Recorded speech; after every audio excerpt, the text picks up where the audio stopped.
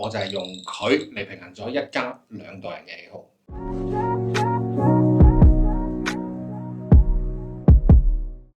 其實對於而家嘅住宅設計嚟講咧，越嚟越多人追求咧美觀啦、功能性啦同埋藝術嘅結合嘅。今次接到呢個客人咧，佢就比較中意一啲暗黑嘅總裁風。咁但係另外一個難題咧，就係因為佢同埋媽咪一齊住。咁媽咪咧，其實就比較中意明亮，點樣可以喺同一個項目裡面去滿足兩代人嘅要求？我哋用咗一個智能系統去幫我解決一家兩代人嘅喜好。喺全屋嘅牆身咧，我哋除咗安排咗好多一啲製面板去控制我哋嘅燈光啦、窗簾啦、溫度啦、背景音樂啦，同埋家庭影院嘅設備之外咧，我哋喺每一個角落咧，我哋好刻意咧安排咗一啲智能控制嘅產品咧，我哋放喺台面啦，或者係一啲需要順手一啲嘅位置咧，方便佢哋去控制佢哋屋企嘅燈光。